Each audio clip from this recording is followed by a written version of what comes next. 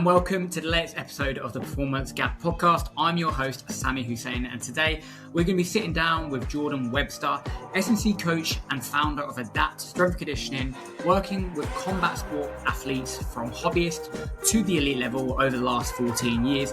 Today, we're going to be talking about the why overcomplicating your training program probably isn't giving you the results that showcase on the mat or in the ring. Let's jump in. Jordan, welcome. Talk to me about the performance gap in combat S&C. Combat sports strength and conditioning. It's one of those topics, mate, where do I start in terms of the performance gap?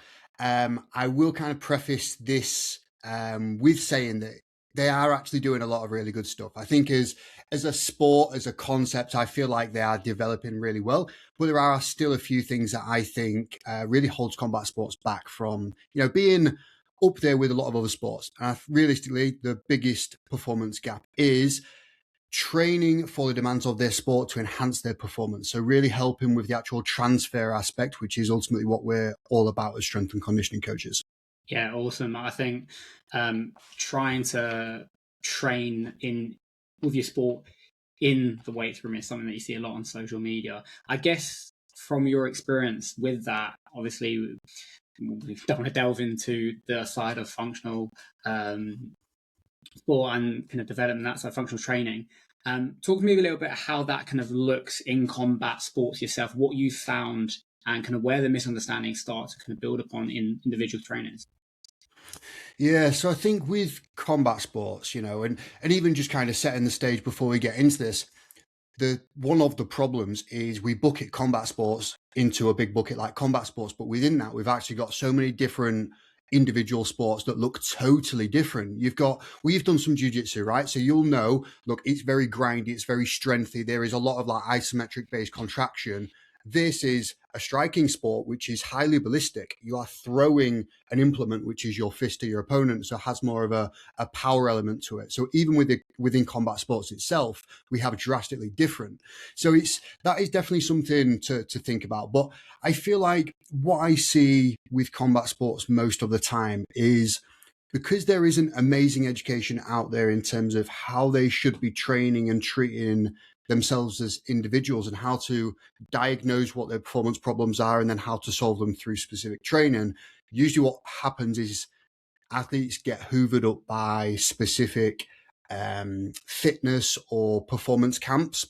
So you'll find that a lot of people will gravitate towards a bodybuilding split, or they might get hoovered up by a functional training methodology or powerlifting because somebody said they need to get strong. And the thing is, like, from the surface, those things are not wrong. Like, somebody has said to you, go and get strong. And I had this when I was younger. Like, I had my sport when I was 14 up until about 18 was MMA. So one of the lads said, look, you're not very strong in wrestling. You need to go get strong. Go do like a powerlifting program. And honestly, mate, my first program, one of the first ones I took serious was, I think it's a Russian program. It's a squat program called Smolov Junior. And it's basically 4 times a week of squatting, 3 times a week. As a fresh trainee into like lifting, imagine how that went. Terribly. My knees blew up, my back blew up. I didn't get stronger. I got worse. So it's like, I think the real issue is there not being enough individualization to the athlete and the sport. That's going to be the biggest thing that I kind of find. Right, I see. And obviously, as you mentioned, rightly so, depending on the domain of that sport, whether it's more of a striking or ground-based sport, it's going to change the kind of the key characteristics that underpin the sport. So I guess for yourself then, if you were to differentiate the striking sports to the more ground-based sports, what would you say and obviously there's quite nuanced kind of an opinion to it, where would you say the difference is? Something typically like boxing, whereas you've got someone like yourself who does Brazilian Jiu-Jitsu and competes at a decent level. Yeah, it's a good question, mate. I think understanding the nature of each sport is really important. So you've got like the actual characteristics of what we actually do in training and competition, because often like those are actually a little bit different, just to kind of set the stage with how a jiu-jitsu practice usually looks is you might have 30 minutes of general rolling, 30 minutes of drilling, sorry. You'll then go into a little bit of positional stuff and then you'll do some rolling at the end. And for the most part, like a lot of those rounds are like medium intensity. You might have the odd one, which is pretty high if you're getting absolutely battered. So it's like quite a long, you get rewarded within jiu-jitsu training a lot of the time for not being too strengthy, for not being too erratic, for not chasing things too much because you want to develop skills. But even comparing that to competition where it's like, look, you're going to go to a random sports hall in the UK. You're going to have 2 matches that are 5 minutes long, separated by 25 minutes. You're like, oh, the demands of training are very, very different in a lot of ways to the demands of competition. And you see that in boxing as well. And I think it's difficult to it's difficult to change that because I'm not a jiu-jitsu coach. I'm not going to claim that I should, coach that any differently, but there are stark differences in those things. But going back to the original question before I ranted off there. So yeah, some of the key differences then between something like boxing and grappling. One of the concepts I quite like is the idea of a proximal to distal sequencing model. And this has been popularized more recently by Chris Beardsley, who kind of gathers together different research and kind of puts it in strength and conditioning terms. And I like a lot of the stuff that he does. We have like a similar opinion on a lot of things because it ultimately comes down to principles and adaptation. So I quite like that because it gets you far away from the story that I told at the beginning around get strong, okay, go do a powerlifting program that doesn't fit your needs. So proximal to distal sequencing, just kind of give you my thoughts on this. It's the basic idea that it is biomechanics for the most part. When we think about producing force, whether that's throwing a punch or running or jumping, a lot of the power and a lot of the force actually starts around the mid part of the body, which is the hips, it's the glutes, it's the hip flexors, and in a lot of cases, it's the trunk. So you start at that point, and then as you kind of ripple through and you get towards the extremities, towards the fist, things become a lot faster. So when I think about boxing, you can basically underpin it with the proximal to distal sequencing model, in my opinion, by thinking about let's get boxers super strong around the mid area. And as we get towards the extremities, let's think about training them a little bit more for speed, okay? Because that is typically how we want punches to be thrown. Boxers are traditionally not super keen on strength work. Okay, they don't love it. Like I think as a tradition, they're all about road running, long, steady, get out on the road. Very, you know what? The Rocky montages that you'll see are pretty accurate, but actually within Rocky, he lifts way more weights than what like usual boxers do. If you look at the most recent Rocky montage, mate, I think he's clean and jerking like 350 kilo. It's like monstrous weight. You just definitely don't see that. So you've got boxing. No. Have you seen the episode, the film? A long time ago, but I mean, it just as even as a stereotype, boxers in general, it's you're road running, you're doing mileage every morning, 5K run, get out, and it's a dag jog, and there's a lot of aerobic work, and then obviously, I guess it depends on the technical coaches, but there's definitely that history with technical coaches being like, you got to be fit, and what does fit look like? Well, you got to be sweating, you got to be panting, and there's not as much objectiveness associated. It's like we know you've got an engine, but do we really know specifically? And I think that's probably something that we'll delve onto a little bit later. But coming back to your point in particular, so when you talk about kind of the different focuses, or you said the proximal to distal, in particular, I think boxing, and I think it'd be really cool to delve into that a little bit more. So for you, obviously, you've got a couple of big boxers that you work with. How do you build that into their program with that? Because obviously we have theory and that's great, but what does that look like across a program? So it actually takes a little bit of digging into, but ultimately what it comes down to is we want to get their legs and hips as strong as possible because that is where the force is going to be generating. So if you think of it like a little bit of a funnel based system, we're trying to put as much force at the start, and then as you move through each joint and it ripples through, you end up losing a little bit of force as a result of inefficiencies, just the way that things go. And we want to start out with the biggest amount of force possible so that when we actually get to a point of landing the fist, we're in a powerful situation. So for a lot of our guys, like I keep things really, really simple. We'll probably do a squat, a leg press, even a leg extension. Like we're getting the quads super strong.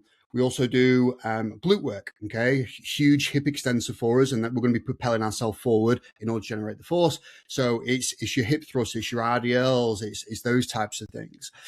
As we kind of move up the body, I think strength stimulus from a performance standpoint becomes a little bit less important, because when we think about a punch, we think, okay, we're extending our arm. Okay. Most of the time we're going, oh, bench press then. And it's like, well, the bench press is like, even though it looks similar to the movement, the actual characteristics of what we just kind of identified through the proximal to distal sequencing, that would actually be a little bit more of a segment that we need more speed from.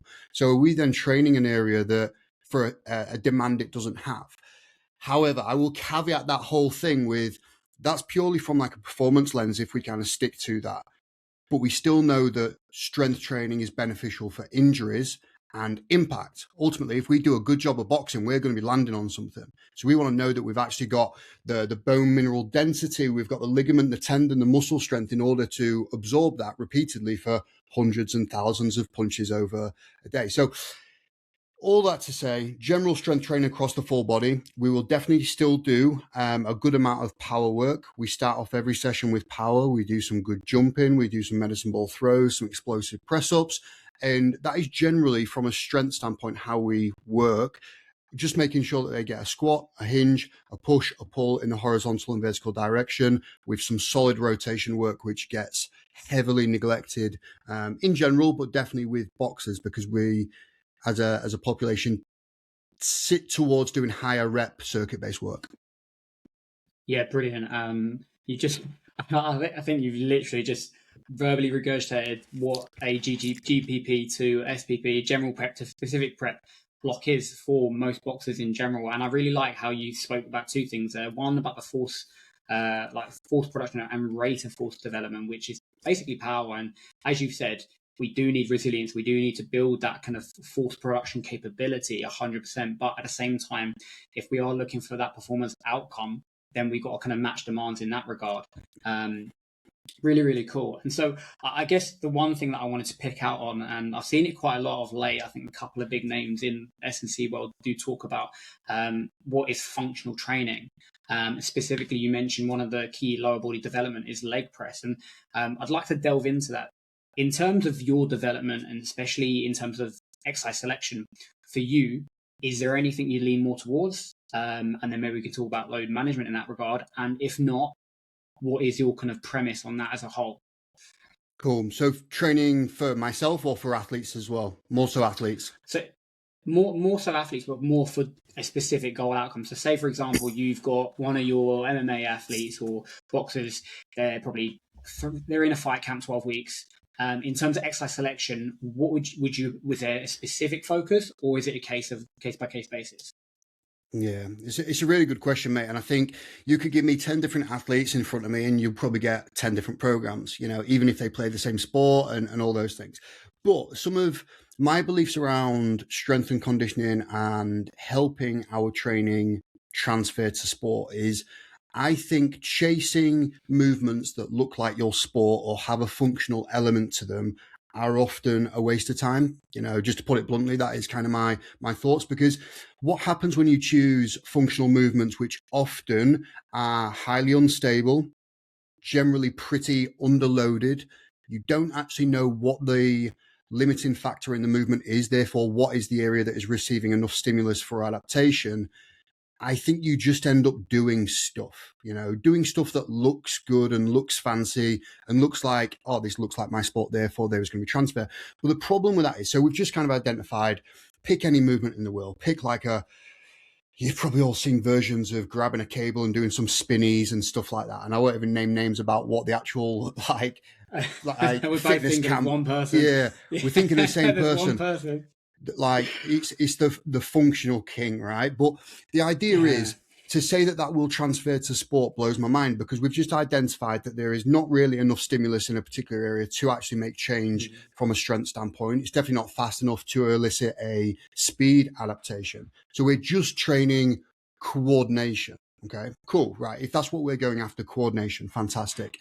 What we know about coordination is it is skill, movement, and velocity specific. So if we're not actually matching what we're trying to improve with the actual exercise, is too far removed to actually make a difference from a transfer standpoint. So with all that being said, my philosophy is definitely more around, look, let me create a body that is the most powerful, strong, fittest, robust version of that, which sounds so simplistic that it sounds like I'm probably just not doing my job well, but that is the reality. Let's give you the most like dominant car so that you as the athlete can drive it the most effectively via your skill work. Let me just give you that opportunity.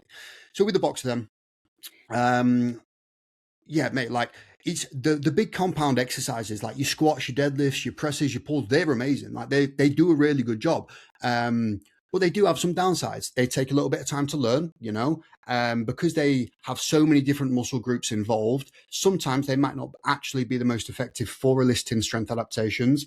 If you get an injury, it becomes a little bit of a nightmare trying to still do a back squat when you've got a nagging shoulder. Okay, cool. Well, that's where leg presses can be useful.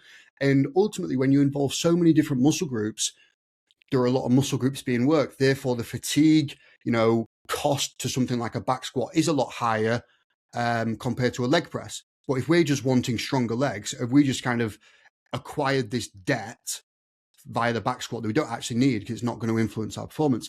So I'm trying to create adaptations. That's what we're going after. And when I think about strength, for example, the ones that we're after is motor unit recruitment. Motor unit recruitment, we'll go again, is one of those where we want high, heavy weight. We want heavy loads. We want you lifting with intent. We want you motivated. We want you in an environment that is stable. We want you like getting after it. You just don't get high levels of motor unit recruitment when you've got a cable twirly. No, definitely not. And I think it all goes back to you've probably at your time at university gone past the SAID principle, and that specific adaptation to imposed demand. And essentially, what that basically means is, as you rightly said, you are chasing an adaptation, you're chasing a stimulus. And I think it's especially in this day and age, we do see these fancy movements online. And yes, obviously, everything has its rationale, everything has its why, but it is what is the key focus of this exercise. And I typically talk about litmus test for most individuals, especially if you've got an online coach. If you ask them, why have you put that exercise in my program? If they do not give you a definitive reason, you might want to question what and why, who you're trusting with your development with, because I think as all good practitioners, there needs to be a reason in rhyme with everything. And that kind of drifts me onto especially load management in particular. And I think you mentioned it earlier on about kind of managing different adaptations, especially in the training, and especially what type of development, even you mentioned there with back squat and the neural load that it brings on top of. So I guess for you, what are your some of principles that you have in order to make sure your athletes are fresh so that they're performing in training, whilst also helping improve their right development and adaptations in given targeted focuses? Yeah, mate, this is one of the biggest questions that you'll actually get in combat sports, because, we probably all appreciate that if you want to get better at a skill, you probably want to get the reps. You want to get a decent amount of time on that task. Therefore, combat sports athletes take that to the extreme and they never stop doing their sport. And I'm not going to tell them they're wrong, because, look, it creates world champions. But as a result of that decision, you do end up with quite a lot of injuries and you do get some mistraining time. So it might not always be the most effective. So yeah, when we talk about load management, mate, like ultimately what we're trying to control is, stimulus, the drop down that you'll get from applying the stimulus, so that like recovery phase and then the adaptation afterwards. So you get this super compensation curve, which is actually the adapt logo. Like you end up with this little up and down that actually happens. Mm-hmm. So we've got a few ways that we can actually prepare you for the demands of your training better. Is let's just make you an absolute savage from a physicality standpoint so that you can handle higher train demands. I think that's one of the things that actually gets lost in this new age of sports science and performance, where everyone's like, we need you to recover better. And it's like, well, yeah, or we just make you stronger so you can handle more. And it's like, well, which side do we go down? It is ultimately a bit of both. Like, is that interplay between, making you a savage and the recovery over time, which actually leads to that baseline becoming elevated. So I think the things that I like, the loose rules of thumb that I really like, is I would like all of my athletes to have like 2 days per week that are generally either rest days or lower intensity in nature. So if they are lower intensity, that could be some steady kind of zone 2 work that's either on feet running or off feet if you do it on a bike or on a assault bike.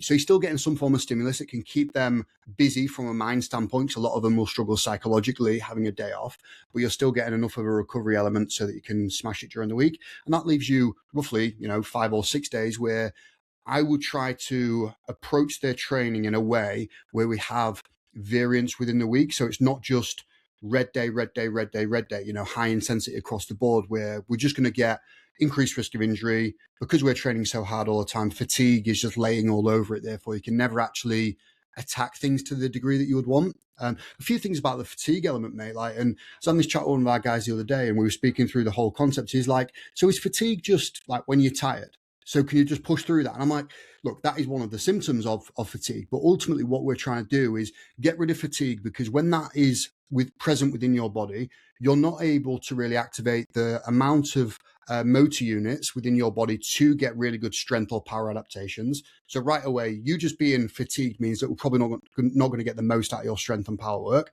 But the second thing that you need to care about more is fatigue heavily impacts your ability to improve skill. And we see this in labs, like taking it from like a basic nature. If you get somebody doing a javelin throw, it's the first thing that came to my mind. But if you hook them up in like a 3D motion capture lab and you have like a little sticker on their hip, the ankle, the knee, the shoulder, so you can get an idea of what their actual movement is from a biomechanics standpoint.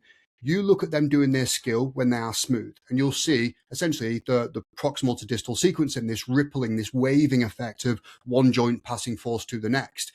You get them really tired and you watch them do that same skill. You don't end up with this wave that actually flows. You end up with just a block of just, okay, which is not as effective. We know that from a technical model standpoint. So fatigue overlays the skill and learning part of it. So if you want to be a good combat sports athlete, let's actually make sure you're fresh when you need to be fresh so you can learn as best as possible, and that's the stuff that'll actually hold up over time. That's brilliant. And I agree on every level with that. And I think it's a great analogy to use it, because you can actually, if you think of it from a kind of movement perspective, as you said, proximal to distal, that speed is going to obviously increase as you go up. Now, if you can't hit those echelons of speed, especially from a neurological point of view, that's going to slow down. And we want that kinetic chain to maintain that speed, if not improve it or increase it as we go to the distal end. So really, that's really, really clear.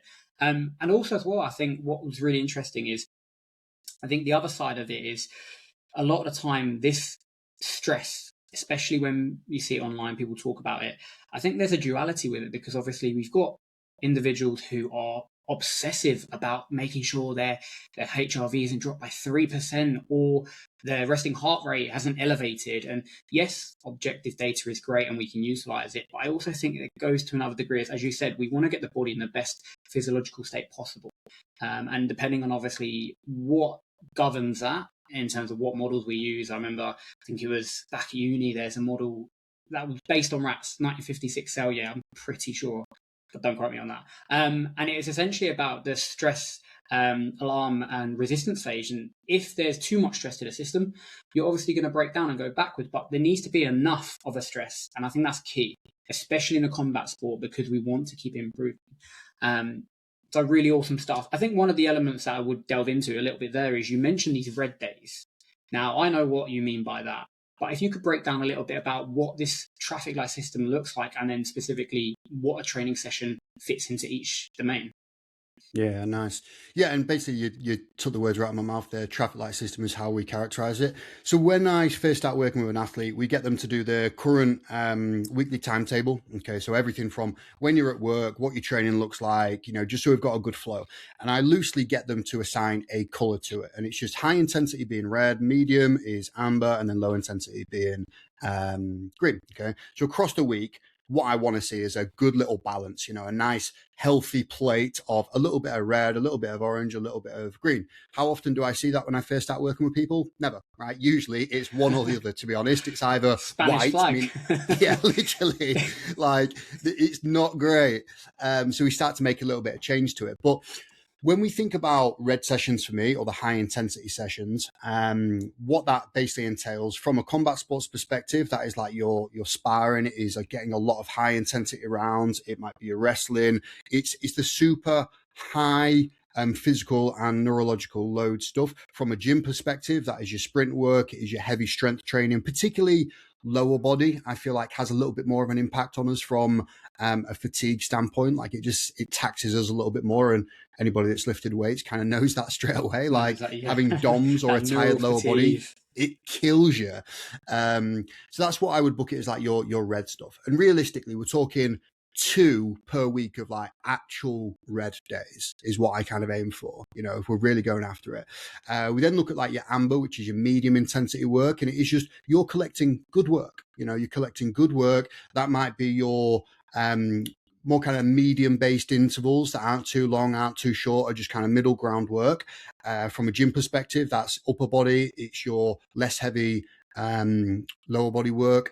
It might be that you include your general drilling and positional stuff, depending on the sport that you're in. And then the green is, it's either a rest day, it's just total nap time, or it's your zone 2, your mobility. You could even put some accessory work in there, to be honest. Like I have some guys that really don't want to stop. Therefore, what we do is we actually just bucket a lot of their rehab, pre-habby type work into a session on the weekend with some zone 2 and some mobility, and they still feel like they've been productive, and they have, without them actually draining the system ahead of another week. I think that's really, really important. You mentioned that focus, especially that balance of what deems a yellow or amber zone in comparison to red, because I know firsthand, and you probably did this as well, when I first started jiu-jitsu, when I got on the mat, I wanted to squeeze, grab, I wanted to submit them within 10 seconds when I was a rookie white belt, and I quickly found out that my heart rate variability would just fall through the floor days after. And as you said, I was pretty much red, yellow for that first couple of weeks.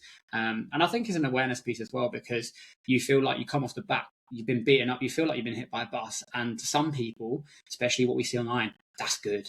That's really good. You've had a good session. But in the grand scheme of things, long term, performance has got some trending. You're going to turn up and you're going to feel flaily and not great, so to speak. So that's a really clear point. And I think a lot of people will go through that journey of, okay, right, now I'm starting to get that balance. I can fine tune when I can push, when I can pull, and you get that intrinsic understanding. But that's brilliant to see. And that kind of builds back into the load management as well. And like I said, it encompasses everything that we speak about, especially with exercise selection. Awesome stuff. Now, before we go, I'm starting off a bit of a tradition. So if you could give one takeaway to a amateur Brazilian Jiu-Jitsu or mixed martial arts who's getting into training and really kind of wants to hit the ground running, metaphorically speaking, what would you suggest and why? I think one of the biggest return on investment things that an athlete can do is write down their training, actually put pen to paper, to be honest, because when you've just got all these ideas in your mind, it becomes so easy to jump from A to Z and not actually challenge some of your thoughts with actual logic. As soon as you go through the effort of actually, transferring that thought from your brain to your hand to the pen to the paper, you realize some of your ideas don't necessarily add up. Okay, so I think just getting an A4 piece of paper, a whiteboard, whatever works for you, Word document, it doesn't matter. Write down what your current week looks like. When are you doing your sport? When's Muay Thai? When's Jiu-Jitsu? When's this? When's that? Where's your rest days? And then you'll start to get a really clear idea of what the landscape actually looks like. So then you can say, right, okay, where does strength and conditioning sit upon this? And ultimately, like one of the biggest things that really ruins people is doing too much. Like doing too much too soon is the thing, right? And you just kind of mentioned it there, speaking about jiu-jitsu. And for the first 6 months of like jiu-jitsu in particular, you don't really have control over whether you do a high intensity day or a low intensity day, because people will just do what they want to you. Like it's a red day, whether you want it to be or not. Therefore, because that doesn't really get changed that often, you need to make sure that what you put into the cup after jiu-jitsu is appropriate. And the problem is everyone just starts training the same way as they've always trained on top of this highly fatiguing combat sport. Therefore, you end up with, your tendinopathies, you end up with little niggles, you end up with things that just kind of flare up out of nowhere. But if you write it down, you'll then have a greater idea of what you need to be doing. And look, like, this is, spend some time on Google. Like, I would get away from Instagram, genuinely get away from Instagram, where you're just going to be rewarded for the same content that you've been watching. Actually Google, what are the physical demands of whatever your sport is? Okay, cool. So we know that matches up with what I feel on the mats. Cool. How do I train for aerobic capacity? How do I train for max strength? Okay. And then just underpin it. And I think we forget that. I think because social media is basically cut out Google in a lot of ways, and now we're actually going straight to ChatGPT. Actually, I think that will just help a lot of people. Just write things down. Awesome, that's brilliant. Write it down, make it real. I think that's a great note to end upon. But before we go, Jordan, where can people find you? How can they reach you? Instagram, I'm very active on Instagram through my personal page. So that's Jordan Webster _coach. So my coaching brand is called Adapt. We also have our own Instagram there as well. So that is Adapt _strength and conditioning _ pushing more into YouTube nowadays as well. So that is Adapt _strength and conditioning. Also have a podcast as well, which is the Adapt performance podcast. Get on Spotify or wherever. So yeah, I put out a lot of content. So come and join us there if you haven't been bored to death with the sound of my voice. No, yeah, definitely. I think from obviously we go back quite a while now, a couple of years from other mentorships, and yeah, you definitely are putting me to shame on the YouTube front. Absolutely hammering them out and really good quality as well. Jordan, it's been brilliant. Thank you for your time. Cheers, mate.